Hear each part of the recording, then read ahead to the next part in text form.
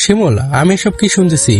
ফাইম নাকি তানজিলা ম্যাডামকে প্রপোজ করেছে, এই কথা কি একদম সত্যি? আর ম্যাডাম নাকি ফাইমকে ঠাস করে তার দুই গালে দুটা চড় মেরে দিয়েছে। হ্যাঁ, তুই তো গতকালকেই আসিসটাই, আর জানিস না কলেজে অনেক বড় ঘটনা ঘটে গেছে।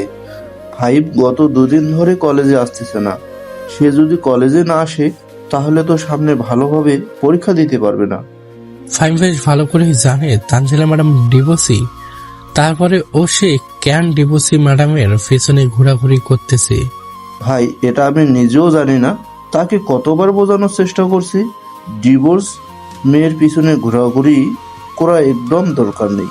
দেশে হাজার মেয়ে আছে, তৈরি করেছি, মেয়ের পিছনে ঘোরাঘুরি করিস না। সে এরপরও ডিভোর্সির মেয়ের পিছনে ঘোরাঘুরি করতেছে। এখন তো কিছু একটা করতে হবে, চলো একটু তানজিলা ম্যাডামের কাছ থেকে ঘুরে আসি। ম্যাডামকে তো অনেকজন প্রপোজ করেছে, কিন্তু ম্যাডাম কাউকে তো এইভাবে মারে নাই। নিশ্চয়ই ফাইম কিছু করতে চেয়েছে, তা না হলে তো ম্যাডাম মারতো না। আমরা যদি এখন জিজ্ঞেস করতে যাই তাহলে উল্টো আমাদের বিপদ হবে ম্যাম। আরো নানান প্রশ্ন করবে, কেন জানতে চেয়েছি ইত্যাদি ইত্যাদি প্রশ্ন করবে। এটা একদম ঠিক বলেছিস, ম্যাডাম প্রশ্ন করবে, তারপরেও তো আমাদের জানা দরকার। যদি না জানি আর ফাইমদের বাসায় চলে যাই তাহলে তো ফাইমের আম্মু হাজারটা প্রশ্ন করবে। তার আগে চল জেনে আসি এবারে ফাইমদের বাড়িতে যাওয়ার কথা। এই বলে দুই বন্ধু চলে আসলো তানজিলা ম্যাডামের কেবিনে। এসে দেখে তানজিলা ম্যাডাম কার সাথে যেন ফোনে কথা বলছে। দুজনকে দাঁড়িয়ে থাকতে দেখে তানজিলা ম্যাডাম বলতে লাগলো, কি ব্যাপার, তোমরা দুজন এখানে দাঁড়িয়ে আছো কেন? কিছু বলবে না নাকি আমাকে? জি ম্যাডাম, আপনাকে কিছু কথা জিজ্ঞেস করেছিল, তার জন্য আর কি এখানে এসেছি। আপনি যদি অনুমতি দেন তাহলে আমরা কথাগুলো শুরু করতে পারি। হ্যাঁ, জিজ্ঞেস করতে পারো। কি কথা জিজ্ঞেস করবে? আসলে ম্যাডাম, ফাইমের সাথে আপনার কি হয়েছে? আপনি নাকি ফাইমকে চর মেরেছেন। আপনাকে তো অনেকজন প্রপোজ করেছে, কিন্তু তাদেরকে তো কিছুই করেন নাই। ফাইমকে চর মারলেন কেন? ওটার উত্তর জানতে পারি কি আমি? বদমাইশের কোনো উত্তর আমি দিতে পারবো না। আর তোকে শুধু চর মারছি। যদি আমার সাধ্য থাকতো তাহলে তোকে খুন করতে পারতাম। কিন্তু ম্যাডাম, আপনি কেন তার সাথে এমন করবেন? আমরা তো জানতে পারি, আমরা তার বন্ধু। আমাদেরকে একটু বলবেন। সে 2 দিন ধরে কাজে আসতেছে না। আমাকে জিজ্ঞেস না করে তোমরা তোমাদের বন্ধুদেরকে গিয়ে জিজ্ঞেস করো, তাহলে তোমাদের বন্ধু তোমাদেরকে বলে দেবে যে কেন কলেজে আসতেছে না। আর আমাকে এসব প্রশ্ন করার জন্য কখনো আসবে না। আবার যদি তোমার বন্ধু এরকম কিছু একটা করে তাহলে সত্যি সত্যি তোমার বন্ধুর খারাপ অবস্থা হয়ে যাবে। এমনকি আমি আইনের সহায়তাও নিতে বাধ্য হব তখন। তানজিলা ম্যাডামের কথা শুনে মেহেদি আর শিমুল চলে আসলো বাইরে। দুজনে হাঁটতে হাঁটতে ফাইমদের বাড়ির উদ্দেশ্যে রওনা দিল। বেশ কিছুক্ষণ পর চলে আসলো ফাইমদের বাড়িতে। কলিং বেল দিতেই ফাইমের আম্মু এসে দরজা খুলে দিল। শিমুল আর মেহেদিকে আসতে দেখে ফাইমের আম্মু বলতে লাগলো, শিমুল আর মেহেদি, ভালোই হয়েছে তোমরা চলে এসেছো। আমি আরো ভেবেছি তোমাদেরকে কল করে দেব। তোমরা কি জানো গত 2 দিন আগে ফাহিমের সাথে কি হয়েছে? ফাহিমের শরীরে অনেক জ্বর, সে বিছানা থেকে উঠতে পারতেছে না, তার গাল 2টা ফুলে গেছে। 2 দিন আগে কলেজ থেকে আসার পর থেকে এরকম অবস্থা হয়েছে। আন্টি, কলেজ থেকে আসার পর এমন হয়েছে হয়তো ফাহিম কোনো কিছু খেয়েছে বা তার কোনো কিছু অ্যালার্জি আছে, এটার জন্য এমন হয়েছে। আরে না, ফাহিমের কোনো জিনিসে অ্যালার্জি নেই। যদি অ্যালার্জি থাকতো তাহলে তো আমি আরো আগে জানতে পারতাম। ফাহিম বাহিরের খাবার একদম খায় না, এটা তো তোমরা ভালোই করেই জানো। কিন্তু তার গাল 2টা অস্বাভাবিকভাবে ফুলে গেছে। ডাক্তার বলেছে যে হয়তো কেউ চর মেরেছে অনেক জোরে। আরে না আন্টি, আপনি এসব কি বলেন? কলেজে আবার সে কার সাথে মারামারি করবে? কলেজে তেমন কেউ নেই যে আমাদের সাথে মারামারি করবে, কারণ সবাই জানে আমরা কেমন ছাত্র। শিমুল এইসব কথাবার্তা বলছে বেশ কিছুক্ষণ। এইসব কথাবার্তা বলা শেষ করে বসে আছে। এমন সময় ফাইমের আম্মু বলতে লাগলো, তোমরা বসো, আমি তোমাদের জন্য কিছু রান্না করে নিয়ে আসতেছি। ওই তো ফাহিম আসতেছে, ফাহিমের সাথে কথাবার্তা বলো। ফাইমের আম্মু চলে যেতেই ফাইম শিমুল আর মেহেদিকে উদ্দেশ্য করে বলতে লাগলো, কি রে, কেমন আছিস তোরা দুইজন? আর তানজিলা ম্যাডাম কেমন আছে? কলেজে যাচ্ছে তো নাকি কলেজে যাচ্ছে না? শালা তুই ম্যাডামের কথা চিন্তা ভাবনা করতেছিস কেন? ম্যাডাম কলেজে আসতেছে নাকি আসতেছে না এটা তোর জানার দরকার নেই। তার আগে তুই আমাদেরকে বলতো, তুই ম্যাডামকে এমন কি করেছিস যে ম্যাডাম তোকে মারতে বাধ্য হয়েছে, আর তোকে এমন ভাবেই মেরেছে যে তুই বিছানা থেকে উঠতে পারিস না কয়েকদিন ধরে। আসলে ম্যাডামকে আমি অনেক বড় একটা বাজে অফার করেছিলাম, এটার জন্য ম্যাডাম আমাকে মেরেছে। তবে প্রথম আমি ম্যাডামকে প্রপোজ করেছিলাম, আমার প্রপোজে রাজি হয় নাই দেখে আমি বাজে অফার করেছি। কিন্তু ম্যাডাম এতটা রেগে যাবে এটা আমি জানতাম না। যদি জানতাম তাহলে কখনোই এই রকম করতাম না। আচ্ছা, এখন বুঝতে পারছি এখানে অপরাধ হচ্ছে তোর, এটার জন্যই ম্যাডাম তোকে এমন ভাবে মেরেছে। কিন্তু তুই খারাপ অফার করতে গেলি কেন? ম্যাডাম তো কখনোই আমাদেরকে বাজে নজরে দেখে নাই। তুই ম্যাডামকে প্রপোজ করেছিস, ম্যাডাম মানেন নাই। কয়েকদিন ঘোরাঘুরি করতে যদি না মানতো তাহলে পরে একটা ব্যবস্থা করে দিত, কিন্তু তুই তো ডাইরেক্ট বাজে অফার দিয়েছিস। এখন ম্যাডাম কিভাবে মানবে তোকে বলবো আমাকে? এত কিছু জানি না, তবে এই ম্যাডামকে আমার লাগবে মানে লাগবেই। যা কিছু হয়ে যাক, এই ম্যাডামকে আমার লাগবেই। ফাহিম এসব কথাবার্তা বলছে তার বন্ধুদের সাথে। বেশ কিছুক্ষণ এইসব কথাবার্তা শেষ করে বসে রইল ফাহিম এবং তার আম্মু চলে আসলো। সবাইকে নুডলস দেওয়া শেষ করে চলে গেল। আবার এইদিকে শিমুল আর মেহেদি ফাহিমকে উদ্দেশ্য করে বলতে লাগলো, বন্ধু, আমরা এখন যাই, অনেক সময় চলে গেছে। এখানে বসেছিলাম, তুই যদি সুস্থ হোস তাহলে কলেজে যাবি, আর সুস্থ হওয়ার আগে চলে যাস না যেন আবার। 2 দিন পর কলেজে যাব, দোয়া করিস যাতে তাড়াতাড়ি সুস্থ হয়ে যাই। আর তানজিলা ম্যাডামকে বিয়ে করব মানে ম্যাডাম কি বিয়ে করব? ম্যাডামের দেমাগ আমি বের করে দিব। ডিভোর্সি হওয়ার পরেও এত রাগী এই প্রথম দেখলাম একটা মেয়েকে। ম্যাডামের ওই রাগের জন্যই হয়তো ডিভোর্স হয়েছে, তা না হলে ম্যাডাম দেখতে শুনতে খুবই ভালো, এক দেখায় সবার পছন্দ হয়ে যায়। এটা একদম ঠিক কথা বলেছিস, এমনই হতে পারে। তা না হলে তো ম্যাডামের সংসার কখনো ভাঙতো না। শিমুল এসব কথাবার্তা বলছে বেশ কিছুক্ষণ। এইসব কথাবার্তা বলা শেষ করে চলে আসলো বাইরে। এইদিকে ফাহিম তার রুমে গিয়ে বিছানায় শুয়ে শুয়ে গান শুনছে। অন্যদিকে তানজিলা ম্যাডাম ক্লাস শেষ করে বসে রইল তার কেবিনে। এমন সময় ফাহিমের কথা মনে পড়ে গেল। তানজিলা ম্যাডাম মনে মনে বলতে লাগলো, প্রত্যেকটা স্যার ম্যাডাম তাকে কত ভালোবাসে, আর সে ভেতরে ভেতরে এতটা খারাপ আমি আগে জানতাম না। ডিভোর্সি হয়েছে বলে কি এইভাবে বাজে অফার করবে, তাও আবার সামনাসামনি? তানজিলা মনে মনে এইসব কথা চিন্তা ভাবনা করছে। বেশ কিছুক্ষণ সময় এই সব কথা চিন্তা ভাবনা শেষ করে বসে রইল। এমন সময় ছুটির ঘন্টা দিতে তানজিলা ম্যাডাম তার ব্যাগপত্র নিয়ে বাড়ির উদ্দেশ্যে রওনা দিল। বেশ কিছুক্ষণের মধ্যে চলে আসলো তাদের বাড়িতে। কলিং বেল দিতেই তানজিলার আম্মু এসে দরজা খুলে দিল। তানজিলা বাড়িতে প্রবেশ করতেই তার আম্মু বলতে লাগলো, কিরে, তোকে না বলেছি কলেজে যাওয়ার দরকার নেই পড়ার জন্য, তুই তোর আব্বুর অফিসে যাবি পর্দা করে। আম্মু, এরকম অফার কেউ পায় না, আর আমি পেয়েছি, এই সুযোগ হারাতে চাই না সহজে। তুই তো আমাদের কথা কোনোটাই শুনিস না। জামাই ভালো না বলে তাকে ডিভোর্স দিয়ে চলে এসেছিস। এখন তো নিজের চোখেই দেখতে পাচ্ছি কেমন যাইতেছে তোর দিনকাল। স্বামীর ঘরে থাকতে তাহলে কত সুন্দর ভাবে থাকতে পারতি, তা না করে তুই চলে এসেছিস। আম্মু, তুমি যে জিনিস জানো না সেই জিনিস নিয়ে কখনোই কথা বলতে আসবে না। তার পরিবার কেমন, তারা আমার সাথে কেমন ব্যবহার করে, এটা তুমি জানো নাকি?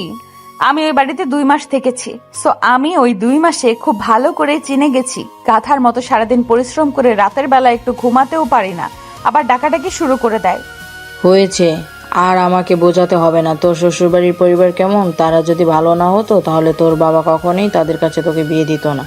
যাই হোক, যা হবার হয়ে গেছে, এখন ফ্রেশ হয়ে আয়, আমি খাবার রেডি করতেছি। তানজিলা আর কিছু না বলে চলে আসলো তার রুমে। ফ্রেশ হয়ে নিচে এসে খাওয়া দাওয়া করতে লাগলো। খাওয়া দাওয়া শেষ করে বসে বসে ফোন টিপছে। এমন সময় তানজিলার আম্মু বলতে লাগলো, তুই যদি বিয়ে করতে চাস তাহলে আমাদেরকে বলতে পারিস, আমরা তোর জন্য ভালো একটা ছেলে দেখব। আমার জন্য ভালো ছেলে দেখার দরকার নেই। আমার যদি কোনো ছেলে পছন্দ থাকে তাহলে আমি তাকে বিয়ে করতে পারবো। তোমাদের তো নাক গলানোর দরকার নেই আমাকে নিয়ে। ঠিক আছে, তুই তোর মতো চলাচল কর, তোকে আর বিরক্ত করব না। তুই যেহেতু বিরক্ত মনে করিস তাহলে তোকে আর বিরক্ত করার দরকার নেই। এই বলে তানজিলার আম্মু চলে গেল রান্নাঘরে। অন্যদিকে তানজিলা নিচে বসে না থেকে চলে আসলো তার রুমে। বিছানায় শুয়ে আছে এমন সময় তানজিলার ফোনটা বেজে উঠলো। তাকিয়ে দেখে অপরিচিত নাম্বার থেকে কল এসেছে। কলটা রিসিভ করতেই উপাস থেকে বলতে লাগলো, আসসালামু আলাইকুম ম্যাডাম, আমি ফাহিম বলছিলাম। প্লিজ আমার কয়েকটা কথা শুনেন, প্লিজ ফোনটা কেটে দিয়েন না। ওয়ালাইকুম আসসালাম। কি বলবি তাড়াতাড়ি বল। তোর সাথে কথা বলার একদম ইচ্ছে নেই আমার। তোর মতো লুচ্চা ছেলের সাথে কথা বলার ইন্টারেস্ট নেই আমার একটুও। তানজিলা এইসব কথাবার্তা বলছে। বেশ কিছুক্ষণ এইসব কথাবার্তা বলা শেষ করেই ফাইম তানজিলা ম্যাডামকে উদ্দেশ্য করে বলতে লাগলো, I am really sorry madam, আসলে আমি আপনার সাথে অনেক খারাপ ব্যবহার করেছি। আপনাকে যেই খারাপ কথা বলেছি, এই খারাপ কথার শাস্তি আমি পেয়েছি। আপনি আমাকে শাস্তি দিয়েছেন, প্লিজ এখন আমাকে মাফ করে দেন। আপনি যদি আমাকে মাফ না করেন তাহলে আমি কলেজে যেতে পারবো না। মাফ করা আর কলেজে আসার মধ্যে পার্থক্য কি আমি তো বুঝলাম না। আমাকে পার্থক্য বোঝাও, এরপরে মাফ করব। আসলে ম্যাডাম, আমি যদি কলেজে যাই তখন তো আপনার সামনে দেখা হবে, তখন আমি লজ্জায় মরে থাকবো। আর এখন যদি মাফ করে দেন তাহলে আপনার সামনে গিয়ে দাঁড়াতে পারবো, দুই একটা কথা বলতে পারবো। হ্যাঁ, বিষয়টা বুঝলাম, কিন্তু আমার কাছে মাফ না চেয়ে তুমি আল্লাহর কাছে মাফ চাও। আগামী 1 সপ্তাহ হয়তো আল্লাহ তোমাকে মাফ করে দিতে পারে। 1 সপ্তাহ পর আমাকে কল দিবে, মনে থাকে যেন। এই বলে তানজিলা কলটা কেটে দিল।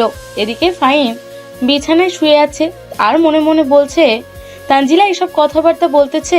এমন সময় তানজিলার রুমের ভেতরে প্রবেশ করলো তার ছোট ভাই মুস্তাকিম। তানজিলা তার ছোট ভাইকে দেখে বলতে লাগলো, কিরে পিচ্চি, তুই হঠাৎ এখানে কি করিস? আর কিছু বলবি নাকি আমাকে? আপু, অনেকদিন হয়েছে ঘুরতে যাইনি, আমাকে শুক্রবারের দিন ঘুরতে নিয়ে যাবে? আচ্ছা, আমি যদি শুক্রবারে ঘুরতে বের হই তাহলে তোকে নিয়ে যাব। তবে এখন শিওর দিয়ে বলতে পারতেছি না শুক্রবারে ঘুরতে বের হব নাকি বের হতে পারবো না। আমি এত কিছু জানি না, আমাকে নিয়ে যেতে হবে, মানে নিয়ে যেতেই হবে। মুস্তাকিম এসব কথাবার্তা বলতেছে তার আপুকে। এইদিকে তানজিলা কি করবে বুঝে উঠতে পারছে না। বেশ কিছুক্ষণ যাওয়ার পর মুস্তাকিমকে হ্যাঁ বলে দিল। হ্যাঁ বলার পর মুস্তাকিম খুশি হয়ে চলে গেল তানজিলার রুম থেকে। দেখতে দেখতে রাত হয়ে আসলো। রাতে সবাই খাওয়া দাওয়া শেষ করে বসে আছে। এদিকে ফাহিম মেসেজ দিল তানজিলা ম্যাডামকে। তানজিলা ম্যাডাম মেসেজে রিপ্লাই দিয়ে বলতে লাগলো, কিরে, তোর সমস্যা কি? এত রাতে মেসেজ দিয়ে ডিস্টার্ব করতেছিস কেন আমাকে? আপনি লাইনে আছেন তাই আর কি আপনাকে মেসেজ দিয়ে ডিস্টার্ব করতেছি। আমাকে আর এখন মেসেজ দিবি না, আমি এখন ঘুমাবো। আর তোকে যেটা বলেছি সেটা যেন কাল থেকে শুরু করিস। যদি কাল থেকে শুরু করতে পারিস তাহলে আগামী সোমবারে দেখা হবে তোর সাথে। আর যদি না পারিস তাহলে মেসেজ দিয়ে জানিয়ে দিস।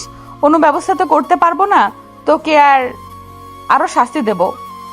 এই বলে তানজিলা অফলাইনে চলে গেল। এইদিকে ফাহিম বেশ কিছুক্ষণ রিলস দেখে ঘুমের দেশে পাড়ি জমালো। পরের দিন ঘুম থেকে উঠে ফাহিম বসে আছে এমন সময় তার হাতে থাকা ফোনটা বেজে উঠলো।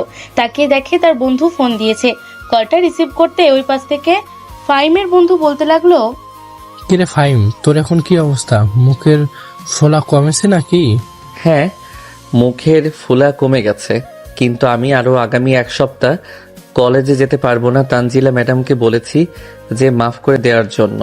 তানজিলা ম্যাডাম বলেছে আল্লাহর কাছে মাফ চাইতে। এই 1 সপ্তাহ দেখি আল্লাহর কাছে মাফ চাইবো। ঠিক আছে। মেহেদি এসব কথাবার্তা বলতেছে বেশ কিছুক্ষণ। এইসব কথাবার্তা বলা শেষ করে ফোনটা কেটে দিল। এদিকে ফাহিম এসে খাওয়া দাওয়া করে বসে আছে।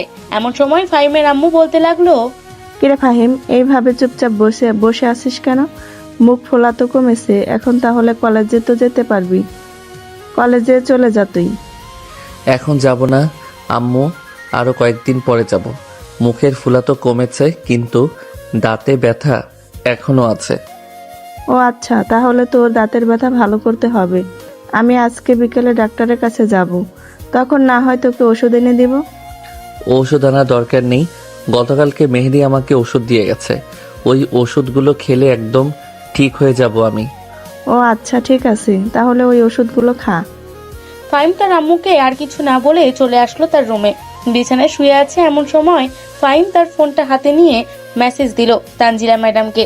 তানজিলা ম্যাডাম মেসেজ পেয়ে ফাহিমকে উদ্দেশ্য করে বলতে লাগলো, আমি জানতাম তো তুই কোনো কিছুই করতে পারবি না, এটার জন্যই এখন মেসেজ দিয়েছিস।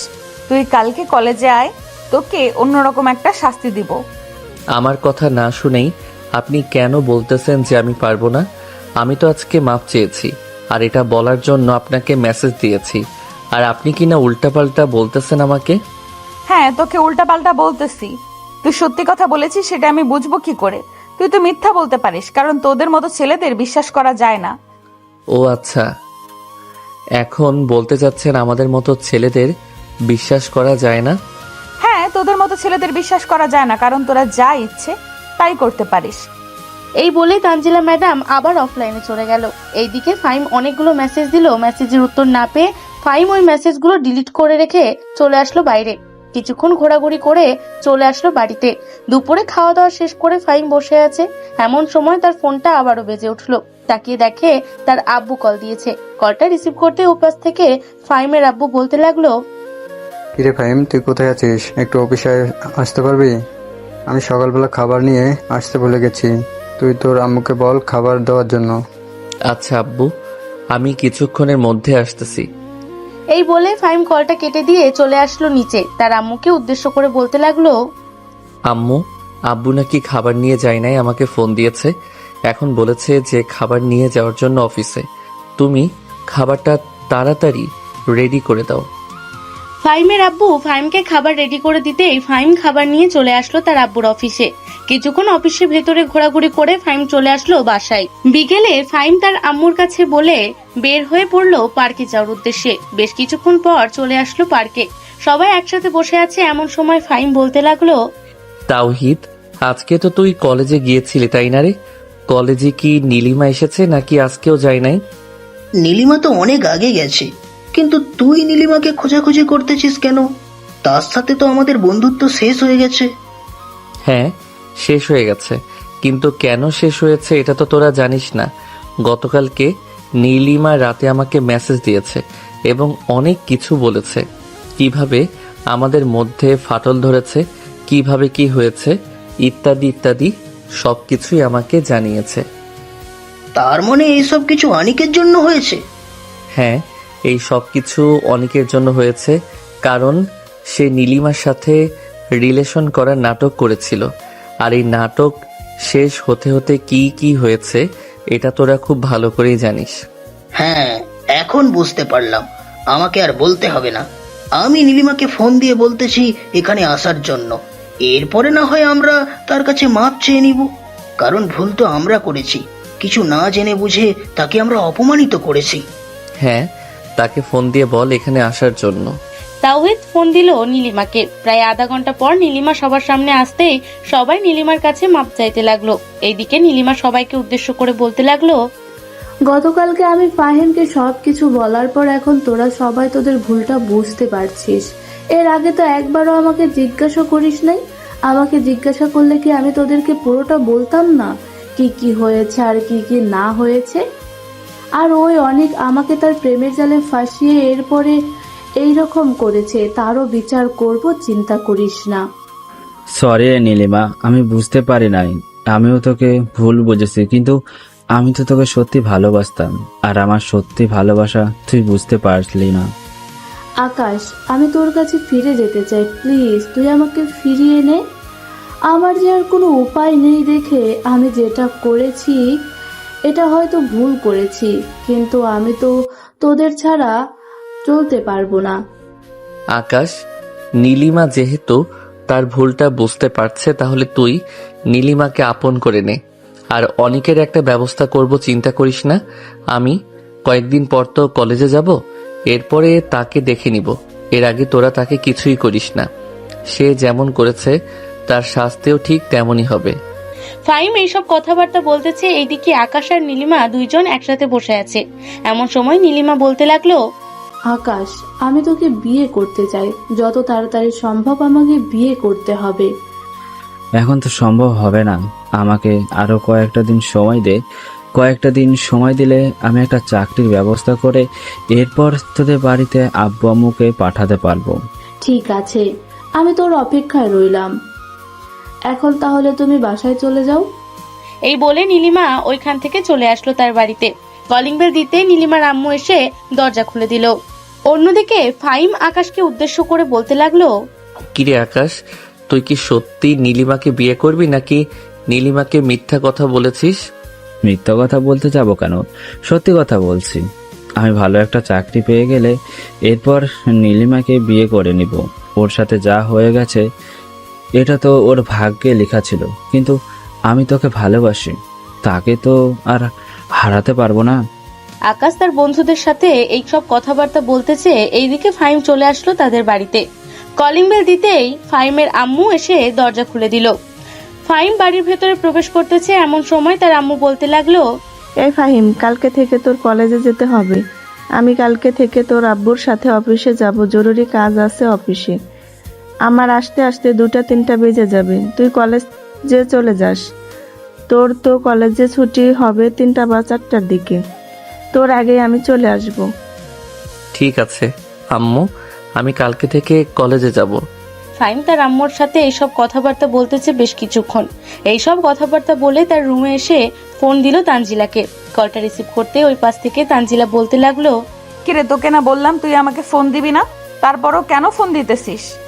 গতকালকে বিরক্ত করেছিস, আবার আজকেও বিরক্ত করতেছিস।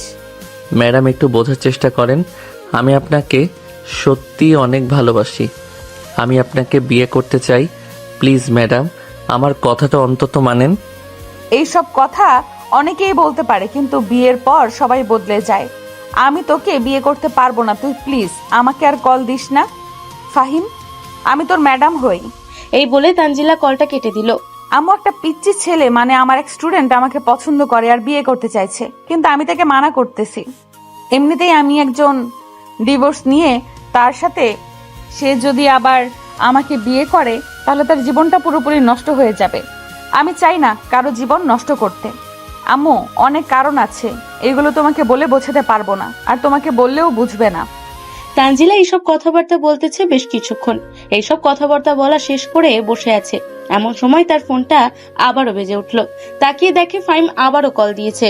কলটা রিসিভ করে তানজিলা ফাহিমকে বকা দিতে লাগলো, এই কুত্তা, তোকে বলেছি না আমাকে কল দিবি না? তারপরও কেন তুই আমাকে কল দিতেছিস? একবার বারণ করার পরও তুই কেন বারবার আমাকে কল দিয়ে ডিস্টার্ব করতেছিস? প্লিজ ম্যাডাম, আমাকে মানা করবেন না। আমি আপনাকে সত্যি সত্যি অনেক ভালোবাসি।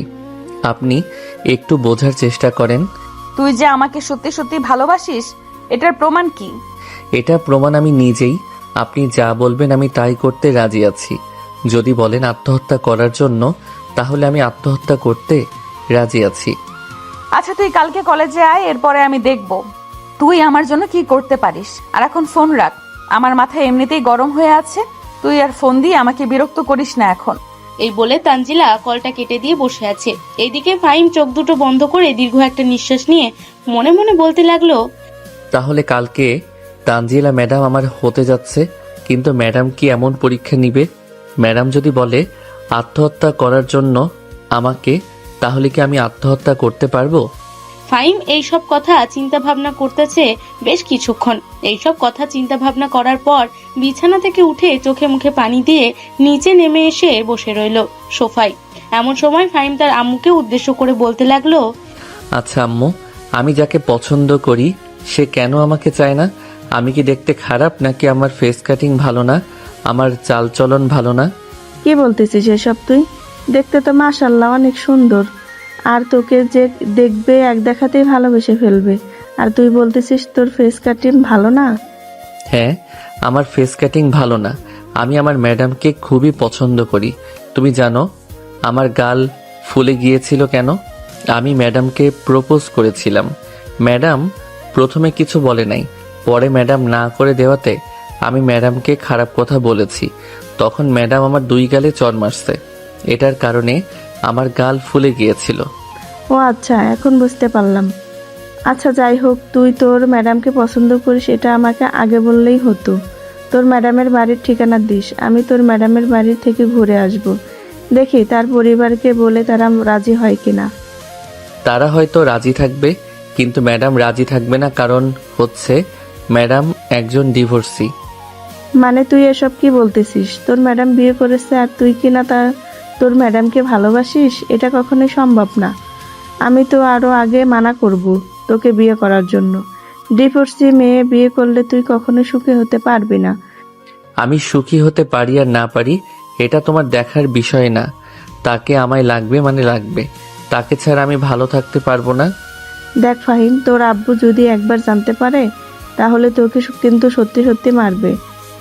তুই এতটুকু বড় হয়েছিস, আজ পর্যন্ত তোর গায়ে হাত তোলে নাই তোর আব্বু, আর এখন তুই বেয়াদবি করতেছিস। এই বেয়াদবির জন্য কিন্তু তুই সত্যি সত্যি তোর আব্বুর তোকে মারতে পারে। মাইলে মারবে, তারপরেও আমি ম্যাডামকে বিয়ে করব। তোমরা আমাকে আটকাতে পারবে না, আর আটকালেও আমি তোমাদের কাছে থাকবো না। এই বলে ফাহিম ওইখান থেকে চলে আসলো তার রুমে, কারণ সে জানে নিচে যত থাকবে তার আম্মু তার সাথে তত চিল্লাচিল্লি করবে। ফাহিম তার রুমে এসে গেম খেলতে লাগলো। গেম খেলা শেষ করে ফেসবুকে প্রবেশ করতেই দেখতে পেল আকাশ মেসেজ দিয়েছে তাকে অনেকগুলো। কি মেসেজ দিয়েছে চলেন আমরাও দেখে আসি। ফাহিম, আমি তো তোদের সাথে কথাবার্তা বলে বাড়িতে চলে এসেছিলাম। বাড়িতে এসে শুনতেছি আব্বু আম্মু নাকি আমার চাচাতো বোনকে পছন্দ করেছে, তার সাথে নাকি আমার বিয়ে ঠিক করবে। এখন আমি কি করব বুঝে উঠতে পারছি না। আমি আব্বু আম্মুকে বলতেও তো ভয় পাইতেছি। আরে ভয় পাওয়ার দরকার নেই, তুই তোর আব্বু আম্মুকে গিয়ে বল। যদি তোর কথা না শুনে তারপর আমাকে ফোন দিয়ে বলিস, এরপর আমি ব্যবস্থা করতেছি কি করা যায়। ফাহিম এইসব কথাবার্তা বলতেছে বেশ কিছুক্ষণ। এইসব কথাবার্তা বলার পর ফাহিম কবে থেকেই চলে আসলো নিচে। অন্যদিকে আকাশ তার আব্বু আম্মুর সামনে দাঁড়িয়ে বলতে লাগলো, আব্বু আম্মু, তোমাদের সাথে আমার কিছু গুরুত্বপূর্ণ কথা ছিল। কথা হচ্ছে, আমি আমার চাচাতো বোনকে বিয়ে করতে পারবো না। আমি একটা মেয়েকে পছন্দ করি, আমি এই মেয়েটাকে বিয়ে করব। তুই যে কাউকে পছন্দ করিস এটা আমাদেরকে আগে বলিস নাই কেন? আমাদেরকে যদি আগে বলতি তাহলে কি আমরা তোর চাচাতো বোনের সাথে বিয়ে ঠিক করতাম নাকি? তোমরা আমার সাথে কোনো কথাবার্তা না বলে কেন বিয়ে ঠিক করবে? তোমার কি একবারও মনে হলো না যে আমার অনুমতি নেওয়ার প্রয়োজন ছিল এই বিয়েতে? এখন এই বিয়ে ভাঙবে। কখনোই না, আমরা তাদের কাছে ছোট হয়ে যাব। আমরা কারো কাছে ছোট হতে চাই না। তোর যদি এতই ঠেকা পড়ে তাহলে তুই গিয়ে তোর চাচাতো বোনের সাথে কথা বলে দেখ, তোর চাচাতো বোন কি বলে। একমাত্র সেই পারে তার আব্বু আম্মুকে মানা করতে। হ্যাঁ, সে তো পারবেই। ওয়েট, আমি এখনই তাকে ফোন দিচ্ছি। কাউকে ফোন দেওয়ার দরকার নেই, আমি নিজেই চলে এসেছি। আর আকাশ ভাইয়া, তুমি তো জানো আমি একজনকে পছন্দ করি, তাহলে তুমি কিভাবে রাজি হলে বিয়েতে? ফাতেমা, আমি নিজেও জানি না তোর সাথে যে আব্বু আম্মু আমার বিয়ে ঠিক করছে। আমি বাহিরের বন্ধু বান্ধবের সাথে আড্ডা দিয়ে বাড়িতে এসে শুনি, এরপর জানতে পেরেই আব্বু আম্মু তোর সাথে আমার বিয়ে ঠিক করেছে। এখন আব্বু আম্মুকে জিজ্ঞেস কর, আমিও বলতেছি এ বিয়ে ভেঙে দেওয়ার জন্য। সামান্য মাত্র কথা হয়েছে, দুই পরিবার একসাথে বসে কথা বললে অবশ্যই বিয়েটা ভেঙে যাবে। আমি আব্বু আম্মুকে বলে এসেছি আমি এই বিয়ে করব না। ওরা বলেছে যে কথা বলবে তাদের সাথে, কথা বলা শেষ করে এরপরে জানাবে। ঠিক আছে, কথা বলা শেষ করে জানাইলে হবে। আর আম্মু, আমি যেই মেয়েকে পছন্দ করি ওই মেয়েকেই আমি বিয়ে করব। তোমরা যদি বলো এখন বিয়ে করার জন্য, তাহলে আমি এখনই বিয়ে করতে পারবো। তোমরা তাদের বাসায় গিয়ে কথাবার্তা বলো।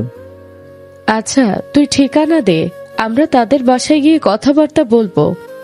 এরপরে দেখি তারা কি বলে। রাজি হলে তো বিয়ে দিয়ে দিব। আকাশ আর কিছু না বলে চলে আসলো তার রুমে।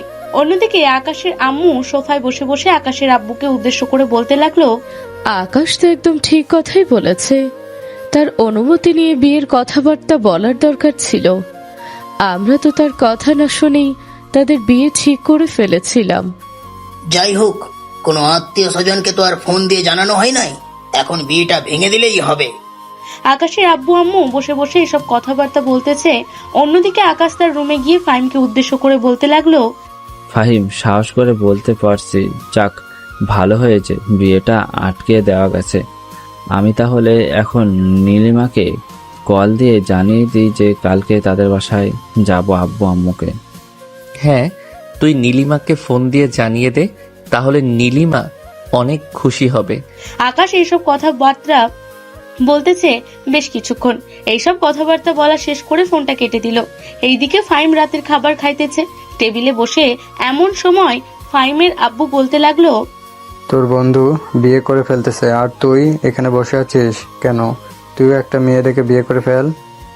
তোমার ছেলে বিয়ে তো করবে, তাও আবার একটা ডিভোর্সি মেয়েকে বিয়ে করবে। তোমার ছেলে কি একটু বোঝাও, সে কিভাবে একটা ডিভোর্সি মেয়েকে পছন্দ করলো? আমি এটাই বুঝে উঠতে পারতেছি না। কেন, ডিভোর্সি মেয়ে কি দেখতে খারাপ নাকি যে তুমি ওইভাবে বলতেছো? সে বিয়ে করতে পারবে না। মানুষের পছন্দ যেটা সেটা সে পেয়ে গেল, সে হাজার খুশি থাকবে ওই মানুষটার সাথে। আমি কি তোমার পিছনে কম ঘোরাঘুরি করছিলাম নাকি? না, কম ঘোরাঘুরি করো নাই, কিন্তু ফাহিম তো সারা জীবন থাকবে তার সাথেই, তাই বলে একটা ডিভোর্সি মেয়েকে বিয়ে করবে? এটা আমি মানতে পারলাম না। আমি যতদিন বেঁচে আছি ততদিন আমি এই বিয়ে মেনে নিব না। তুমি বিয়ে মেনে নিবে, 100 বার মেনে নিবে। ফাহিম বিয়ে করে নিয়ে চলে আসলে তুমি মানবে না কেন? একদিন না একদিন তোমাকে মানতেই হবে ফাহিম। আমি ফুল সাপোর্ট করবো তোকে। বাপ ছেলে তো মেনে নিয়েছো, আমি আর মেনে না নিয়ে কি থাকতে পারি? যাই হোক, মেয়েটাকে আগে আমি দেখব, এরপর সিদ্ধান্ত নেব তাদের বিয়ে দেওয়া যাবে কি দেওয়া যাবে না। আচ্ছা, মেয়েকে দেখতে পারবে, কালকে কলেজে গেলে তোমাকে দেখিয়ে দিব। ফাইম খাওয়া দাওয়া শেষ করে উপরে এসে শুয়ে আছে। এইদিকে তানজিলা বিছানায় শুয়ে শুয়ে ফাইমের কথা চিন্তা ভাবনা করতে লাগলো। অন্যদিকে ফাইম কি করবে বুঝে উঠতে পারতেছে না। সে কিভাবে তানজিলার সামনে তার মাকে নিয়ে যাবে, এইসব চিন্তা ভাবনা করতে করতে ঘুমের দেশে পাড়ি জমালো ফাইম। পরের দিন সকালে ফাইম ঘুম থেকে উঠে ফ্রেশ হয়ে নিচে এসে খাওয়া দাওয়া করে কলেজের জন্য রেডি হয়ে গেল। রেডি হয়ে চলে এসে তার আম্মুর কাছে বলল। ফাইম তার আম্মুকে উদ্দেশ্য করে বলতে লাগলো, আম্মু রেডি হয়ে নাও, এখন কলেজে যাব আমি। তুই কলেজে চলে যা, আর তোর ম্যাডামের নাম বলে বল আমাকে। আমি কিছুক্ষণ পর বের হব। কলেজে গিয়ে একবার দুজন স্টুডেন্টের কাছে জিজ্ঞেস করলেই তো তারা তোর ম্যাডামকে দেখিয়ে দিবে, তাই না? হ্যাঁ, তারা দেখিয়ে দিবে। ম্যাডামের নাম হচ্ছে তানজিলা।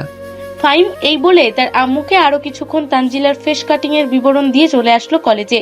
তার বন্ধুদের সাথে দাঁড়িয়ে আছে বারান্দায়। এইদিকে গেট দিয়ে প্রবেশ করতেছে তানজিলা। এমন সময় হঠাৎ করে পেছন থেকে ফাইমের আম্মু তানজিলাকে উদ্দেশ্য করে বলতে লাগলো, তোমার নাম কি তানজিলা? হ্যাঁ, আমার নাম তানজিলা। কিন্তু আপনি কে? আপনাকে তো চিনলাম না, আর আপনি আমার নাম জানলেন কি করে? তোমার নাম জেনেছি কি করে সেটা না হয় পরে জানতে পারবে। এখন আমার কথা শোনো। তোমার সাথে আমার জরুরি কিছু কথা বলতে চাই। তুমি কখন ফ্রি হতে পারবে আমাকে একটু বলো। আমার সাথে আবার আপনি কি কথা বলবেন? আমি তো আপনাকে চিনি না। আপনি বলতেছেন আমার সাথে কথা বলবেন? তুমি সময় বের করো, তাহলে তুমি বুঝতে পারবে আমি কে। আচ্ছা, আপনি দুপুর 2টার দিকে কলেজে চলে আসেন, আর ওই যে আমার কেবিন দেখতেছেন, ওই কেবিনে চলে আসবেন দুপুর 2টার দিকে। তখন আপনার সাথে কথা বলবো। ঠিক আছে, দুপুর 2টার দিকে আমি চলে আসব, তখন এসে তোমার সাথে কথা বলবো। এই বলে ফাইমের আম্মু চলে গেল। এইদিকে ফাইম বারান্দায় দাঁড়িয়ে সবকিছু দেখছিল। ফাইমের আম্মুর চলে যেতেই আকাশ ফাইমকে উদ্দেশ্য করে বলতে লাগলো, কিরে ফাহিম, তোর আম্মু এসেছিল, তুই দেখেও নিচে গেলি না কেন? এখন তো আবার চলেও গেছে, নিশ্চয়ই তোর সাথে দেখা করার জন্য এসেছিল। আমার সাথে দেখা করার জন্য আসে নাই, তানজিলা ম্যাডামের সাথে দেখা করার জন্য এসেছে। আমি বাড়িতে জানানোর পর আম্মু রাজি হচ্ছিল না, পরে ম্যাডামকে দেখবে বলে বলতেছে, তাই আর কি আমি বলেছি যে এমন সময় যাবে তাহলে ম্যাডামকে পাবে। ম্যাডামের ফেস কাটিং এর নাম 2টাই বলে দিয়ে এসেছিলাম, এটার জন্য আম্মু চিনতে পেরে গেছে। বেশ ভালো করেছিস ফেস কাটিং বলে দিয়ে এসে। এখন আল্লাহর কাছে বল যে তোদের দুজনকে এক করে দেওয়ার জন্য। আমি তো গত 9 মাস ধরে ম্যাডামকে আপন করে নিতে চাইতেছি, ম্যাডাম তো কোনো কথাই বলে না। এই 9 মাসে কম করে হলেও প্রায় 60 থেকে 70 বার প্রপোজ করেছি, কিন্তু একটা প্রপোজও অ্যাকসেপ্ট করে নাই। তাই খুব ভালো করে জানি ম্যাডাম ডিভোর্স একবার ম্যাডামের মন ভেঙে গেছে, আবার কি অন্য পুরুষের ওপর সহজে মন বসবে? হয়তো এটার জন্যই তোর প্রপোজাল অ্যাকসেপ্ট করে নাই। আর আমরা তো এখনো ছোট, এটার জন্য হয়তো আরো ম্যাডাম ভেঙে পড়েছে। যাই হোক, তোর আম্মু এসেছে, একটা কিছু ব্যবস্থা করে ফেলবে আজকের মধ্যেই, তুই বলিস। হ্যাঁ, আম্মু যেহেতু এসেছে একটা কিছু তো ব্যবস্থা করবে, কিন্তু ম্যাডাম রাজি হবে কিনা এটা নিয়ে সন্দেহ আছে। ম্যাডাম তো কখনোই রাজি হবে না। আরে শালা, তুই কি জ্যোতিষী নাকি যে তুই আগে থেকেই গণনা করতে পারিস? ভাই, আমার মন যেটা বলতেছে আমি তোদেরকে সেটাই বলতেছি। যাই হোক, বিকেলবেলা জানতে পারবো আম্মু ম্যাডামের সাথে কি কি কথা বলেছে। হ্যাঁ, বিকেল বেলায় জানা যাবে। চল এখন ক্লাসে যাই। এই বলে আকাশ, ফাহিম এবং তার আরো কয়েকজন বন্ধু বান্ধব মিলে চলে আসলো ক্লাসরুমে। বেশ কয়েকটা ক্লাস করার পর ফাহিম চলে আসলো ক্যান্টিনে। সবাই একসাথে বসে সিঙ্গারা খাইতেছে। এমন সময় ঘন্টা দিয়ে দিল টিফিনের। ফাহিম ঘড়ির দিকে তাকিয়ে দেখে 2টা বাজে। এমন সময় গেট দিয়ে প্রবেশ করলো তার আম্মু। ফাহিমের আম্মুকে দেখে ফাহিমের বন্ধু বলতে লাগলো, ওই ফাহিম, ওই দেখ তোর আম্মু আর আভার দেখি কলেজে চলে এসেছে। মনে হচ্ছে তানজিলা ম্যাডামের কেবিনের দিকে যাচ্ছে। চল আমরা উকি দিয়ে দেখতে থাকি তারা কি কথাবার্তা বলে। চল যাওয়া যাক তাহলে। এই বলে ফাহিম তার বন্ধুদেরকে নিয়ে চলে আসলো তানজিলা ম্যাডামের কেবিনের বাইরে। আড়ি পেতে তাদের কথাবার্তা শুনতেছে। চলেন আমরাও শুনে আসছি তারা কি কি কথাবার্তা বলতেছে। ফাহিমের আম্মু চেয়ারে বসে আছে। এদিকে তানজিলা খাওয়া শেষ করে ফাহিমের আম্মুকে উদ্দেশ্য করে বলতে লাগলো, আপনি এখন বলেন কি বলবেন। তুমি হয়তো আমাকে চিনবে না, আমি হচ্ছে ফাহিমের আম্মু। তোমার সাথে আমার জরুরি কিছু কথা আছে, ছিল। কথাগুলো না বললে আবার হয় না। এমন কি কথা যে আপনার আমাকে বলতেই হবে, না বললে হবে না? আর আজকে তো ফাহিম কলেজে এসেছে, সেও তো বলতে পারতো। হ্যাঁ, সে বলতে পারতো, কিন্তু তার বলা আর আমার বলা এক না। আসলে মা, হচ্ছে কি, ফাহিম তোমাকে খুবই ভালোবাসে। ফাহিম আমার কাছে কান্না করে তোমাকে চাইছে। তুমি প্লিজ ফাহিমকে বিয়ে করে নাও। দেখেন আন্টি, আপনি হয়তো জানেন না আমি যে ডিভোর্সি। আপনি যদি জানতেন তাহলে কখনোই আমার কাছে আসতেন না। একজন মা কখনোই তার ছেলের জন্য বাজে চয়েস করবে না। হ্যাঁ, এটা আমি জানি, কিন্তু আমার ছেলে যেখানে সুখে থাকবে, আমি আমার ছেলেকে সেখানেই সুখে রাখবো। তার মানে আপনি বলতে চাইছেন আপনার ছেলেকে আমার বিয়ে করতেই হবে, বিয়ে না করলে চলবে না? আমি যে ডিভোর্সি, এতে আপনাদের কোনো সমস্যা নেই? যদি সমস্যা থাকতো তাহলে কখনো এখানে আসতাম না। আর তোমাকে আমার ভালো লেগে গেছে। তুমি ডিভোর্সি হয়েছো তা কি হয়েছে? মানুষ তো আর মানুষকে এমনি এমনি ডিভোর্স দেয় না। হয়তো কোনো প্রয়োজনে ডিভোর্স দিয়েছো তুমি। আপনাকে আমি বলে বোঝাতে পারবো না, কিন্তু আমি আপনাকে লাস্ট বারের মতো বলতেছি, আপনি আরো 2 দিন চিন্তা ভাবনা করে এরপরে আমাকে সিদ্ধান্ত জানান। আমি যদি আপনার ছেলেকে বিয়ে করি, তখন যদি আপনার ছেলে আমার সাথে 2 রাত বা 3 রাত কাটিয়ে পরে যদি বলে যে আমাকে আর ভালো লাগে না, তখন তো আবার আমার ডিভোর্স হবে। তার চাইতে ভালো হবে আপনি একটু চিন্তা ভাবনা করেন। চিন্তা ভাবনা করলে ভালো হবে। আমি অনেক চিন্তা ভাবনা করে এরপর এখানে এসেছি। আমার ছেলের সুখ দেখতে চাই আমি। তুমি কি পারবে না আমার ছেলেকে সুখে রাখতে? সুখে তো সবাই রাখতে পারে, দুঃখে আর রাখে কে? তবে একটা কথা বলতে চাই, আমি আপনার ছেলে আমার সাথে খুবই খারাপ একটা ব্যবহার করেছে। এই খারাপ ব্যবহার যতদিন আমার মনে থাকবে ততদিন আমি আপনার ছেলেকে কখনোই মাফ করব না। আমি ফাহিমকে বলে দেব তোমার কাছে এসে যাতে মাফ চেয়ে নেয়। থাক, মাফ চাওয়ার দরকার নেই। আর আপনি 1 সপ্তাহ পর চিন্তা ভাবনা করে এরপরে আমাকে সিদ্ধান্ত জানাবেন। আমিও 1 সপ্তাহ চিন্তা ভাবনা করি, যদি মনে হয় এই বিয়েটা করলে আমার জন্য ভালো হবে তাহলে আমি বিয়েটা করতে রাজি হব।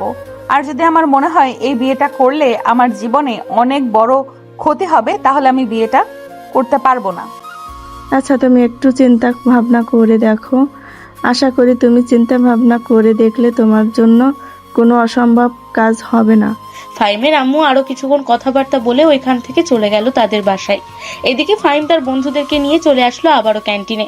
সবাই একসাথে বসে আছে। এমন সময় মেহেদি ফাহিমকে উদ্দেশ্য করে বলতে লাগলো, ফাহিম, একটা কাজ কর, তুই এক্ষুনি ম্যাডামের কেবিনে যা, গিয়ে ম্যাডামের পা জড়িয়ে ধরে কান্না ভাব করে ম্যাডামের কাছে মাফ চা। যদি চাইতে পারিস তো হয় তো ম্যাডামের মন বলতে পারে, আর যদি চাইতে না পারিস ম্যাডামের মন থেকে কখনোই বলবে না, এটা তুই খুব ভালো করেই জানিস। হ্যাঁ, আমার মনে হয় এটা করলে ম্যাডামের মন গলে যাবে। এখন আমি যাই, তোরা এখানে বস, আমি দেখি ম্যাডাম আমাকে মাফ করে নাকি। এই বলে ফাহিম চলে আসলো তানজিলার কেবিনে। কিছু না বলে সোজা ঢুকে গেল। তানজিলা ফাহিমকে কিছু বলতে যাবে, এমন সময় ফাহিম তানজিলার পা দুইটা জড়িয়ে ধরে বলতে লাগলো, প্লিজ আমাকে মাফ করে দেন। আমি তো অনেক বড় অপরাধ করি নাই, জাস্ট রাগের মাথায় আপনাকে একটু খারাপ কথা বলেছি, তাই বলে এত রাগ করে থাকবেন? ফাহিম, আমার পা ছাড়ো বলতেছি, তা না হলে কিন্তু তোমাকে বকা দিতে বাধ্য হব। আপনি আমাকে বকা দেন অথবা আমাকে মেরে ফেলেন, তারপরেও আমি আপনার পা ছাড়ব না যতক্ষণ না আপনি আমাকে বলতেছেন যে মাফ করে দিয়েছেন। আমি 3 পর্যন্ত গুনবো, যদি তুমি আমার পা না ছাড়ো তাহলে কিন্তু আমি সত্যিই তোমাকে মারতে বাধ্য হব। ঠিক আছে, আপনি শুনতে থাকেন, আমিও আপনার পা ছাড়তেছি না। এই বলে ফাহিম পা আরো শক্ত করে জড়িয়ে ধরলো। এইদিকে তানজিলা 3 পর্যন্ত গোনার পরেও যখন ফাহিম ছাড়তেছে না, তখন তানজিলা বলতে লাগলো, ফাহিম, এইবারের মতো আমাকে ছেড়ে দাও। আমি তোমাকে মাফ করে দিয়েছি, আর তোমার সাথে আমার কিছু কথা আছে। রাতের বেলা তুমি আমাকে ফোন দিও, এখন যাও। সত্যি মাফ করে দিয়েছেন তো, নাকি মনে মনে আবার বকা দিতেছেন আমাকে? যদি মনে মনে বকা দেন তাহলে কিন্তু আমি কষ্ট পাবো। মনে মনে বকা দিব না, তুমি যাও এখান থেকে। ফাহিম ওইখান থেকে চলে আসলো। এইদিকে তানজিলা চুপচাপ চেয়ারে বসে মনে মনে বলতেছে, আমার পা জড়িয়ে ধরে যেহেতু মাফ চেয়েছো, তাহলে সে আর তেমন বেশি খারাপ হবে না। আর এমনিতেও তো সকল স্যার ম্যাডামরা তাকে ভালো বলে, আমি কেন খারাপ বলতেছি? এইদিকে তানজিলা এইসব কথাবার্তা বলতেছে বেশ কিছুক্ষণ। এইসব কথাবার্তা বলা শেষ করে চুপচাপ উঠে চলে আসলো ক্লাস করানোর জন্য। এদিকে ফাহিম তার বন্ধুদের কাছে এসে বলতে লাগলো, যাক মেহেদি, তুই ভালো একটা বুদ্ধি দিয়েছিস। ম্যাডামের মন গলে গিয়েছে। রাতের বেলা বলেছে যে ফোন দেওয়ার জন্য, দেখি রাতের বেলা ফোন দিয়ে হয়তো কিছু বলবে। হ্যাঁ, রাতের বেলা ফোন দিয়ে কথাবার্তা বলিস, আর ম্যাডাম যদি রাজি হয়ে যায় তাহলে তো যত তাড়াতাড়ি পারিস বিয়েটা, কারণ তুই আশা করি বুঝতে পারছিস ম্যাডামের মন যে কোনো সময় পরিবর্তন হতে পারে, কারণ তুই খুব ভালো করে জানিস মেয়েদের বুদ্ধি হাঁটুর নিচে থাকে। মেহেদি এইসব কথাবার্তা বলতেছে বেশ কিছুক্ষণ। এইসব কথাবার্তা বলা শেষ করে ওইখান থেকে চলে সবাইকে বিদায় দিয়ে সবার বাসায় চলে গেল। এদিকে ফাহিম তাদের বাড়ির সামনে এসে কলিং বেল দিতেই ফাহিমের আম্মু এসে দরজা খুলে দিল। ফাহিমকে দেখে তার আম্মু বলতে লাগলো, বেশ ভালো করেছিস, তাড়াতাড়ি চলে এসেছিস।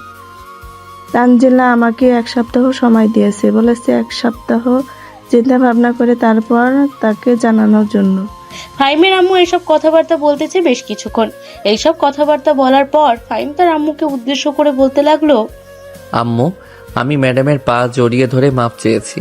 ম্যাডাম আমাকে মাফ করে দিয়েছে আর বলেছে যে রাতের বেলা কল দেওয়ার জন্য। দেখি রাতের বেলা কল দিয়ে উনি কি বলে। ঠিক আছে, রাতের বেলা কল দিয়ে তুই না হয় দেখ কি বলে।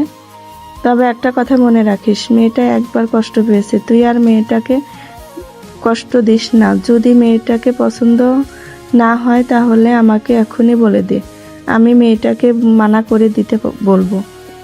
আম্মু, তুমি তো তোমার ছেলেকে চিনো আমি কেমন।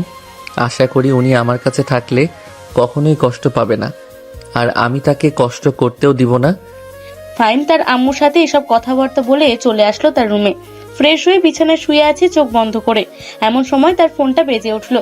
তাকিয়ে দেখে টুনি কল দিয়েছে। কলটা রিসিভ করতে ওপাশ থেকে টুনি বলতে লাগলো, কি রে কুত্তা, ছাগল, বিলাই, আমি বিয়ে করে ফেলেছি বলে তোরা আমাকে ভুলে যাবি নাকি? একটা দিনও হতে মেসেজ দিস নাই। সত্যি তোর কথা ভুলে গিয়েছিলাম, তোকে আর আমাদের মনেই পড়ে না। তবে এতদিন পর তুই যেহেতু মেসেজ দিয়ে বলেছিস তোর কথা জিজ্ঞেস করার জন্য, এখন তাহলে জিজ্ঞেস করি কেমন আছিস, কি করতেছিস, আর এখন কোথায় আছিস? শ্বশুর বাড়ি না গিয়ে তোদের বাড়ি এসেছিস? এই তো আলহামদুলিল্লাহ ভালো আছি। আজকে সকালবেলা শাশুড়ি বাড়ি থেকে আমাদের বাড়িতে আসলাম। তোদের দুলাভাই আমাকে পৌঁছে দিয়ে গেছে। চিন্তা ভাবনা করতেছি যে কালকে কলেজে যাব আর সবার সাথে আড্ডা দিব। ঠিক আছে, কালকে তাড়াতাড়ি কলেজে চলে আসিস, আর তোর জন্য একটা সারপ্রাইজ আছে। সারপ্রাইজটা কালকে আসলেই তুই শুনতে পাবি কলেজে কি কি করতেছি আমরা। আমি জানি তুই নিশ্চিত তানজিলা ম্যাডামের পিছু এখনো লেগে আছিস, তাই না?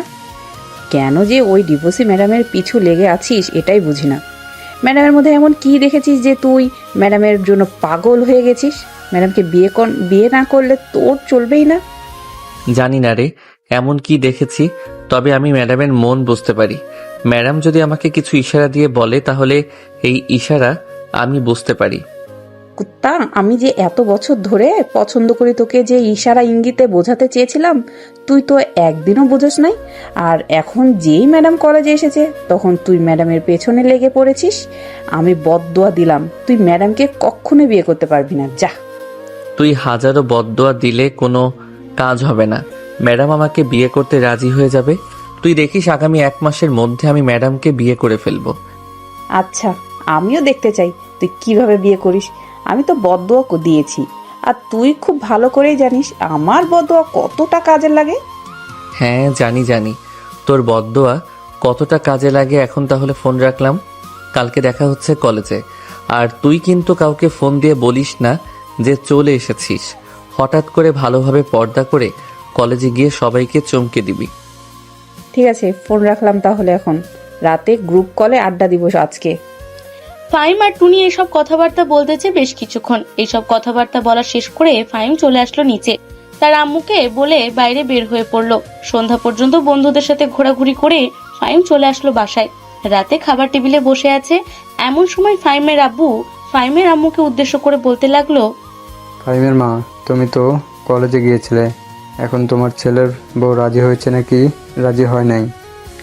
রাজি তো হয়েছে মনে হয়, তবে আমাকে 1 সপ্তাহ সময় দিয়েছে। বলেছে যে 1 সপ্তাহ পর আমি আমার সিদ্ধান্ত জানালে সে বিয়ে করতে রাজি হবে। আমি 1 সপ্তাহ পর সোজা তার সাথে কথাবার্তা বলে বিকালবেলা তাদের বাড়িতে চলে যাব বিয়ের প্রস্তাব নিয়ে। হ্যাঁ, এটা করলে আরো বেশি ভালো হবে। 1 সপ্তাহ পর তুমি না হয় তাদের বাড়িতে গিয়ে কথা বলে বিয়ের ফাইনাল ডেট জানিয়ে আসলেই হবে। ফাহিম চুপচাপ খাওয়া দাওয়া শেষ করে চলে গেল তার রুমে। বিছানায় শুয়ে ফোনটা হাতে নিতে এমন সময় তানজিলার ফোন আসে। ফাহিম সাথে সাথে কলটা রিসিভ করে কানের কাছে নিয়ে সালাম দিয়ে বলতে লাগলো, আসসালামু আলাইকুম। কি করেন? খাওয়া দাওয়া করেছেন ম্যাডাম? ওয়ালাইকুম আসসালাম। এই তো খাওয়া দাওয়া করে এরপরে এসে মাত্র শুইলাম। ফাহিম, আমি তোমাকে কিছু কথা বলতেছি, মনোযোগ সহকারে শুনবে, এরপরে আমাকে উত্তর দিবে। ঠিক আছে, আপনি বলেন, আমি উত্তর দিতেছি। তুমি তো আমার পেছনে ঘুরঘুর করতেছো অনেকদিন ধরে, এমনকি আমাকে অনেকবার প্রপোজ করেছো, আমি মানা করে দিয়েছি। এখন তোমার আম্মু আর তুমি এমন ভাবে আমাকে ধরেছো, আমি এদিকেও যেতে পারতেছি না আর ওইদিকেও যেতে পারতেছি না। তুমি সত্যি করে বলবে আমাকে তুমি ভালোবাসো নাকি আমার সাথে কয়েকদিন শারীরিক সম্পর্ক করে এরপর ডিভোর্স দিয়ে দিবে? আপনাকে আমি ভালোবাসি, আর বিয়ের পর শারীরিক সম্পর্ক সবাই করে। শারীরিক সম্পর্ক দিয়ে কি আসে যায় বলেন? আমি আপনাকে সত্যি মন থেকে ভালোবাসি। আর যদি মন থেকে ভালো না বাসতাম তাহলে কখনোই আপনার পেছনে গুড়গুড় করতাম না। 1-2 মাস ঘুরঘুর করে এরপরে চলে আসতাম। সত্যি বলতে ফাহিম, আমার প্রথম স্বামী যখন আমাকে ডিভোর্স দিয়েছে তখন আমি অনেক ভেঙে পড়েছিলাম। আমার আব্বু আম্মুর জায়গা সম্পত্তি এবং টাকা পয়সার কোনো কমতি নেই, কিন্তু তারা আমার জন্য একটা খারাপ ছেলেকে চয়েস করেছিল। বিয়ের কয়েক মাসের মাথায় তাকে ডিভোর্স দিতে বাধ্য হয়েছিলাম আমি। আর এখন তুমি আমার জীবনে আসতে চাচ্ছ, আমার খুব ভয় হচ্ছে। তুমি যদি আমাকে ছেড়ে চলে যাও? আমার উপরে বিশ্বাস রাখতে পারেন, আমি কখনোই আপনাকে ছেড়ে চলে যাব না। অন্তত এতটুকু আমার উপরে বিশ্বাস রাখেন। ঠিক আছে, তারপরেও আমি যেহেতু তোমার আম্মুকে বলেছি 1 সপ্তাহ পর আমার সাথে দেখা করার জন্য, উনি 1 সপ্তাহ পর আমার সাথে দেখা করলে তখন আমি আমার সিদ্ধান্তটা জানিয়ে দিব। আচ্ছা, তবে এখন থেকে যদি আপনাকে ডিস্টার্ব করি তাহলে কোনো সমস্যা নেই তো? আমাকে বকাঝকা করবেন না তো? না, তোমাকে কখনোই বকাঝকা করব না, তবে একটা কথা, আমার কলেজে একটু কম কথা বলবে। কম কথা বলতে পারবো না, দরকার পড়লে আপনার কেবিনে গিয়ে আপনাকে আদর করে আসবো। ঠিক আছে, ওইটা পরে দেখা যাবে। এখন তাহলে ঘুমাও, কালকে কলেজে দেখা হবে। একটা কথা বলি, রাগ করবে না তো? না, রাগ করবো না, তুমি বলো কি বলবে। কালকে যদি আমি আপনাকে জড়িয়ে ধরে লিপ কিস করি তাহলে দিবেন তো লিপ কিস করতে, নাকি দিবেন না? ওইটা পরে দেখা যাবে, এখন ঘুমাও, কালকে কলেজে আসো, এরপরে না হয় দেখবো দেওয়া যায় নাকি দেওয়া যায় না। ফাহিম এইসব কথাবার্তা বলতেছে তানজিলার সাথে বেশ কিছুক্ষণ। কথাবার্তা বলা শেষ করে ঘুমের দেশে পাড়ি জমালো। পরের দিন সকালে ঘুম থেকে উঠে ফ্রেশ হয়ে নিচে এসে খাবার খাইতেছে এমন সময় ফাহিমের আম্মু বলতে লাগলো, এই ফাহিম, এই নেই, এই খাবারটা বৌমাকে দিবি আর বলবি যে দুপুরে খাবার খাওয়ার জন্য। আর তুই কিন্তু এখান থেকে বৌমার পাশাপাশি থাকবি, তাহলে দেখবি যে তোকে বিয়ে করতে রাজি হবে। হ্যাঁ আম্মু, এটা তো অবশ্যই থাকবো, তুমি চিন্তা করো না। তাকে যেহেতু আমি পছন্দ করেছি, তাকে এই বাড়ির বউ করে আনবই আনবো। হ্যাঁ, বৌমাকে আমারও খুব পছন্দ হয়েছে রে, এই বাড়িতে আসলে খুবই ভালো হবে। এখন যা তাহলে। ফাহিম তার আম্মুর কাছ থেকে বিদায় নিয়ে চলে আসলো কলেজে। গেট দিয়ে প্রবেশ করতে যাবে এমন সময় পেছন থেকে ফাহিমের বন্ধু বলতে লাগলো, কিরে ফাহিম, কি নিয়ে এসেছিস? আমাদেরকেও দে, আমরা খাই। আরে এটা আমার জন্য না, এটা তানজিলা ম্যাডামের জন্য। আম্মু রান্না করে পাঠিয়েছে। বাহ, বিয়ে করলি না, বিয়ের আগেই খাবার রান্না করে পাঠিয়ে দিয়েছে তোকে দিয়ে। খুব ভালো কাজ করেছে তোর আম্মু।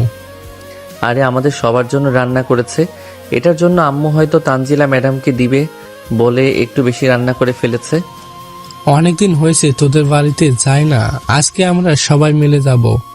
তুই আন্টিকে ফোন করে দিয়ে বলে দে আন্টির হাতের স্পেশাল রান্না খাবো। আচ্ছা তোরা দাঁড়া, আমি এই খাবারটা দিয়ে এরপরে এসে আম্মুকে কল দিয়ে বলতেছি। আচ্ছা যা, আর একটু আদর যত্ন করে আসিস, তাহলে দেখবি তোর প্রতি আকর্ষণ থাকবে। এটা আবার বলতে হয়? তোরা দেখ, এখন গেলে 10 মিনিট পর বের হব। এই বলে ফাহিম তানজিলা ম্যাডামের কেবিনে উদ্দেশ্যে হাঁটা দিল। বেশ কিছুক্ষণ পর চলে আসলো তানজিলা ম্যাডামের কেবিনে। এসে দেখে তানজিলা ম্যাডাম গল্পের বই পড়তেছে। ফাহিমকে আসতে দেখে তানজিলা ম্যাডাম বলতে লাগলো, কি ব্যাপার ফাহিম, তুমি এখানে এসেছো আর তোমার হাতে ওইটা কি? আম্মু আপনার জন্য রান্না করে পাঠিয়েছে, এইটা বলেছে দুপুরে খেয়ে নেওয়ার জন্য। রান্না করে পাঠানোর কি দরকার ছিল? তুমি যদি বলতা তাহলে বিকেলবেলা তোমাদের বাসায় যেতাম, এটা তুমি দুপুরে খেয়ে নিবে, তাও আবার আমার সামনে বসে। আমিও খাবার নিয়ে এসেছি। আচ্ছা এটা পরে দেখা যাবে, এখন খাবারটা রাখেন আর কালকে রাতে যেটা বলেছিলাম ওইটা দেওয়ার জন্য রেডি হন। আচ্ছা কাছে এসো। ফাহিম তানজিলা ম্যাডামের কাছে যেতেই তানজিলা ম্যাডাম ফাহিমকে টান মেরে তার কোলে বসিয়ে ঠোঁটজোড়া কামড়ে ধরে চুষতে লাগলো। অনেক জোরে চুষতেছে, এদিকে ফাহিম তানজিলা ম্যাডামকে শক্ত করে জড়িয়ে ধরে রেসপন্স করতেছে। প্রায় 10 মিনিট লিপ কিস করার পর তানজিলা ম্যাডাম ফাহিমকে ছেড়ে দিয়ে বলতে লাগলো, মনে হয় ট্রেনিং প্রাপ্ত তুমি, তোমার সাথে তো পারলাম না। ট্রেনিং প্রাপ্ত না, এই প্রথম আপনার স্পর্শ পেয়েছি, এটার জন্য আর কি নিজেকে কন্ট্রোল করতে পারি নাই, যেভাবে পারছি সেইভাবে লিপ কিস করেছি। বেশ ভালো করেছো, এখন যাও। এতক্ষণ যদি আমার কেবিনে থাকো তাহলে অনেক মানুষ সন্দেহ করবে, আবার দুপুরবেলা আসবে, তখন আবার আরেকটু আদর করে দেব। আচ্ছা এখন তাহলে গেলাম আমি। এই বলে ফাহিম তানজিলার 2 গালে আলতো করে চুমু দিয়ে চলে আসলো তার বন্ধুদের কাছে। ফাহিমকে দেখে মেহেদি বলতে লাগলো, শালা 15 মিনিট হয়েছে তুই ম্যাডামের কেবিনে ঢুকেছিস, এই 15 মিনিট কি কি করছিস বল আমাদেরকে। তুই যেটা বলে দিয়েছিলি সেটাই করেছি, এর বাহিরে তো আর কোনো কিছুই করি নাই। আচ্ছা তাই বলে 15 মিনিট যাই হোক, চল এখন ক্লাসরুমে যাই। হ্যাঁ চল যাওয়া যাক তাহলে ক্লাসরুমে। এই বলে মেহেদি, ফাহিম এবং তার বাকি বন্ধুরা সবাই মিলে একসাথে চলে আসলো ক্লাসরুমে। বেশ কিছুক্ষণ ক্লাস করার পর ফাহিম বলতে লাগলো, বন্ধু বিকেলবেলা একটা পার্টি দিব, তোরা সবাই থাকবি তো? কিসের পার্টি দিবি আগে সেটা তো বলবি, সেটা শোনার পর না হয় চিন্তা ভাবনা করব থাকবো নাকি থাকবো না। পার্টিটা হচ্ছে আমি তানজিলা ম্যাডামকে তো পেয়ে যাচ্ছি, এটার জন্য একটা পার্টি দিব ছোটখাটো করে। লাল পানি থাকবে নাকি? আরে না, এসব কোনো কিছুই থাকবে না, জাস্ট কিছু খাবার এসব থাকবে আর অন্য কিছু থাকবে না। ফাহিম তার বন্ধুদের সাথে এইসব কথা বলতে লাগলো এবং ক্লাস করতে লাগলো। বেশ কয়েকটা ক্লাস করার পর দুপুর হয়ে আসলো। দুপুরে লাঞ্চের ব্রেক দিতেই ফাহিম তার বন্ধুদের কাছ থেকে বিদায় নিয়ে চলে আসলো তানজিলা ম্যাডামের কেবিনে। এসে দেখে তানজিলা ম্যাডাম বসে বসে ফোন টিপতেছে। ফাহিমকে আসতে দেখে তানজিলা ম্যাডাম বলতে লাগলো, চলে এসেছো, এখানে এসে বসো, আমি তোমাকে খাইয়ে দিতেছি, আর তুমিও আমাকে খাইয়ে দাও। ফাহিম তানজিলা ম্যাডামের পাশে বসে একে অপরকে খাইয়ে দিতে লাগলো। বেশ কিছুক্ষণ খাওয়া দাওয়া শেষ করার পর প্রায় 10 মিনিট রেস্ট করে ফাহিম চলে যেতে যাবে এমন সময় তানজিলা বলতে লাগলো, কি ব্যাপার, আদর না করে চলে যাচ্ছ? আদর করবে না নাকি আমাকে? অবশ্যই করব, আদর না করে তো যাই নাই, দরজাটা হালকা একটু চাপিয়ে দেওয়ার জন্য গিয়েছিলাম। এই বলে ফাহিম দরজাটা হালকা চাপিয়ে দিয়ে চলে আসলো তানজিলা ম্যাডামের কাছে। তানজিলা ম্যাডামকে উদ্দেশ্য করে বলতে লাগলো, এখন কিন্তু অনেক বেশি আদর করব। আবার কান্না করবেন না তো আমার আদর পেয়ে? তুমি যত ইচ্ছা আদর করতে পারো, আর কান্না করব কেন? তুমি আমাকে আদর করবে আর আমিও তোমাকে আদর করব। এই বলে দুজন দুজনকে আদর করতে লাগলো। প্রায় 15 মিনিট আদর করার পর হঠাৎ করে তানজিলা ফাহিমের ঠোঁটে কামড় দিয়ে বসলো আর বলতে লাগলো, ব্যথা পাও নাই তো ফাহিম? আসলে হঠাৎ করে কিস করেছি তো, তাই আর কি কামড় দিয়ে ফেলেছি। না, ব্যথা পাই নাই, তবে বিয়ের পর এইভাবে আদর করবেন তো, নাকি আবার আদর করা ছেড়ে দিবেন? এখন তোমাকে যেইভাবে আদর করতেছি, বিয়ের পর এর চাইতে আরো কঠিন ভাবে আদর করব তোমাকে। তুমি আদর খেতে খেতে বিরক্ত হয়ে যাবে। ও আচ্ছা, তাই নাকি? আমি আদর খেতে খেতে বিরক্ত হয়ে যাব? তবে আমাকে যেমন আদর খেতে খেতে বিরক্ত করবেন, আমিও আদর করতে করতে তোমাকে অসুস্থ বানিয়ে ফেলবো। আচ্ছা, দেখা যাবে কতটুকু পাওয়ার আছে। এখন যাও, অনেকক্ষণ হয়েছে। তুমি আমার কেবিনে এসেছো, কেউ যদি দেখে তাহলে সমস্যা হবে। ফাহিম চলে আসলো বাইরে। তার বন্ধুদের কাছে আসতেই মিতু ফাহিমকে হালকা একটু ধাক্কা দিয়ে বলতে লাগলো, ভালোই তো দেখতেছি ম্যাডামের সাথে ইটিস পিটিস করতেছিস, আবার কয়েকদিন পর বিয়েও করবি। এটা তো অবশ্যই করব। তোরা শুধু দেখতে থাক ম্যাডামকে কিভাবে আদর যত্ন করি আমি। তাকেই কর। আমরা তো কত প্রপোজ করেছিলাম, আমাদেরকে তো পাত্তাই দিলি না। ডিভোর্সি ম্যামকে বিয়ে করবি, তবে আদর যত্ন একটু বেশি করে করিস, যাতে তাড়াতাড়ি বেবি চলে আসে তোদের। এটা নিয়ে চিন্তা নেই, এটা তো খুব তাড়াতাড়ি করব। সবাই এইসব কথাবার্তা বলতে লাগলো। দেখতে দেখতে বিকেল হয়ে গেল। কলেজ ছুটি দিতেই ফাহিম তানজিলার সাথে কিছুক্ষণ কথা বলে ওইখান থেকে চলে আসলো বাড়িতে। ফ্রেশ হয়ে তার আম্মুর কাছ থেকে বিদায় নিয়ে চলে আসলো তাদের আড্ডাখানায়। বেশ কিছুক্ষণ আড্ডা দিয়ে বন্ধুদেরকে নিয়ে চলে আসলো একটা রেস্টুরেন্টে। খাওয়া দাওয়া শেষ করে সবাই সবার বাড়ির দিকে যেতে লাগলো। এইদিকে ফাহিম একা একা বাড়িতে যাইতেছে, এমন সময় তার ফোনটা বেজে উঠলো। পকেট থেকে ফোনটা বের করতেই দেখতে পেল তানজিলা কল দিয়েছে। কলটা রিসিভ করতে ওই পাশ থেকে তানজিলা বলতে লাগলো, ফাহিম, তুমি কি বাড়ির বাহিরে নাকি? হ্যাঁ, আমি তো বাড়ির বাইরে আছি। কেন, কিছু বলবে নাকি? হ্যাঁ, তুমি বাসায় গিয়ে আমাকে কল দাও আর শাশুড়ি আম্মুর কাছে ফোনটা দিবে। আমি কথা বলবো শাশুড়ি মায়ের সাথে, আর আম্মু আব্বুও কথা বলবে। আচ্ছা, তবে একটা কথা, খুব তাড়াতাড়ি বিয়েটা করতে হবে। দুই পরিবারের কথাবার্তা শেষ হলে বলবে তাড়াতাড়ি বিয়েটা দেওয়ার জন্য। অনুষ্ঠান ছাড়া যদি বিয়ে করি তাহলে চলবে নাকি? যদি অনুষ্ঠান করতে যাই তাহলে তো দেরি হবে, আর অনুষ্ঠান ছাড়া বিয়ে করলে সাথে সাথেই পাবে। তাহলে অনুষ্ঠান ছাড়াই বিয়ে হবে? আচ্ছা, তুমি বাসায় যাও, গিয়ে আমাকে কল দিও। ফাহিম এইসব কথাবার্তা বলতেছে বেশ কিছুক্ষণ। এইসব কথাবার্তা বলার পর কলটা কেটে দিয়ে তাড়াতাড়ি করে চলে আসলো বাসায়। সোফায় বসে কল দিল তানজিলাকে। তানজিলা কলটা রিসিভ করতেই ফাহিম তার আম্মুর হাতে কলটা দিতেই ফাহিমের আম্মু কথা বলতে লাগলো, কেমন আছো তানজিলা? আলহামদুলিল্লাহ ভালো আছি, আপনি কেমন আছেন? ও আলহামদুলিল্লাহ, আমিও ভালো আছি। এই নেন, আব্বু আম্মুর সাথে কথা বলেন, ওনারা আপনাদের সাথে কথা বলতে চায়। এই বলে তানজিলা তার ফোনটা ফাহিমের আম্মুর কাছে দিতেই তানজিলার আম্মু ফাহিমের আম্মুর সাথে কথাবার্তা বলতে লাগলো। বেশ কিছুক্ষণ কথাবার্তা বলা শেষ করে বসে আছে, এমন সময় ফাহিম তার আম্মুকে উদ্দেশ্য করে বলতে লাগলো, আম্মু, তার পরিবার কি বলেছে? তারা বিয়ে দিতে রাজি হয়েছে নাকি হয়নি? তারা তো বিয়ে দিতে রাজি হয়েছে, তবে কালকে তারা আসবে। তারা আসলে তোর বাবাও থাকবে এবং তোরা সবাই থাকবি। দু পরিবার কথাবার্তা শেষে হলে এমনও হতে পারে কালকেই দিয়ে দিতে পারি তোদের। ইয়াহু! এই বলে ফাহিম তার আম্মুকে জড়িয়ে ধরলো আর বলতে লাগলো, ধন্যবাদ আম্মু, আমি তাহলে এখন রুমে গেলাম। এই বলে ফাহিম চলে গেল তার রুমে। দরজাটা লাগিয়ে ফোন দিল তানজিলাকে। বেশ কিছুক্ষণ তানজিলার সাথে কথা বলার পর ফাহিম বলতে লাগলো, কালকেই তাহলে আমাদের বিয়েটা হচ্ছে।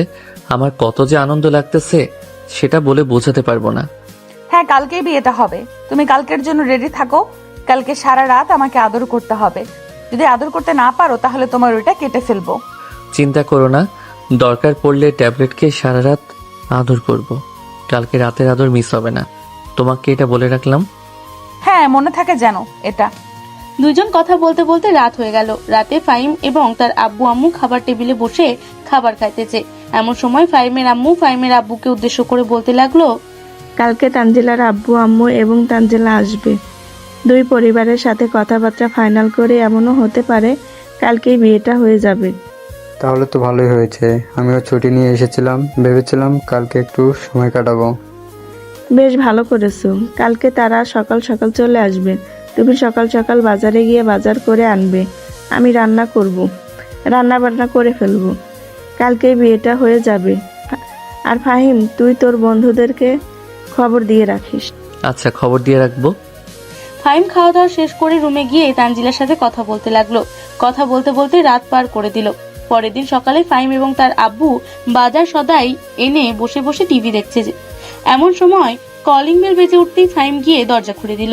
সামনে তাকিয়ে দেখে তানজিলা তার আব্বু আম্মুকে নিয়ে দাঁড়িয়ে আছে।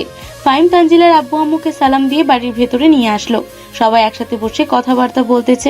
এইদিকে তানজিলা আর ফাহিম রুমে এসে একে অপরকে জড়িয়ে ধরে বলতেছে, আজকে তাহলে এই দেহটা আমার হবে। এখন থেকে প্রতিদিন এই বুকের উপরে ঘুমাতে পারবো, তাই না ফাহিম? হ্যাঁ, আমার সিনিয়র ম্যাডাম, এখন থেকে প্রত্যেক দিন এই বুকে ঘুমাতে পারবেন। এই বুক শুধু আপনার, অন্য কারো না।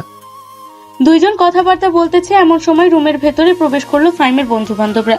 তাদেরকে দেখে একে অপরকে ছেড়ে দিয়ে বসে পড়লো আলাদা। এদিকে ফাহিমের বন্ধু বান্ধবরা তাদেরকে কিছু বলল না। সবাই একসাথে কথা বলতে লাগলো। কথা বলতে বলতে রাত হয়ে এসেছে। রাতে খাওয়া দাওয়া শেষ করে কাজী সাহেব এসে বিয়েটা পড়িয়ে দিয়ে চলে গেল। এইদিকে ফাহিমের বন্ধুরা তাদের বাসরঘর সাজিয়ে দিতেছে। বেশ কিছুক্ষণের মধ্যে বাসরঘর সাজানো শেষ হতেই দুজনকে রুমে দিয়ে ফাহিমের বন্ধু বলতে লাগলো, মামা, বিড়ালটা কিন্তু অনেক বড় হয়েছে। ভালোভাবে কিন্তু মারবি, না হলে কিন্তু পালিয়ে যাবে। শালা, যা ভাগ এখান থেকে। এখন আমি বিড়াল মারবো, তোরা ডিস্টার্ব করবি না। এই বলে ফাহিম ঠাস করে দরজা লাগিয়ে দিয়ে চলে আসলো বিছানায়। দুইজনকে বেশ মানিয়েছে। দুইজন বেশ কিছুক্ষণ গল্প করলো। এইদিকে ফাহিম গল্প করতে করতে তানজিলার একদম কাছে চলে এসেছে। হঠাৎ করে তানজিলার ঠোঁটে কিস করতে লাগলো। এইদিকে তানজিলাও নিজেকে ছেড়ে দিল ফাহিমের ওপরে। তানজিলাকে কিস করতে করতে তানজিলার কাপড়গুলো খুলতে লাগলো। বেশ কিছুক্ষণের মধ্যে কাপড় খোলা শেষ হতে ফাহিম চোখ বড় বড় করে তাকিয়ে বলতে লাগলো, আজকে তাহলে এই সব কিছু আমার। হ্যাঁ, আজকে এই সব কিছু তোমার। এই নাও, এখন শুরু করো, আমি পুরো রেডি আছি। ফাহিম তানজিলাকে আদর করা শুরু করলো। বিভিন্ন জায়গায় কিস করতেছে আর হালকাভাবে কামড় দিতেছে। বেশ কিছুক্ষণ এইভাবে যাওয়ার পর ফাহিম তানজিলার উপরে ঝাঁপিয়ে পড়লো বিড়াল মারার জন্য। ফাহিম বিড়াল মারতে থাকুক, আমরাও বিদায় নিই। সবাই তাদের দুজনের জন্য দোয়া করবেন, তারা দুইজন যাতে খুব ভালো থাকে। তাহলে আজকে এখানেই সমাপ্ত করলাম।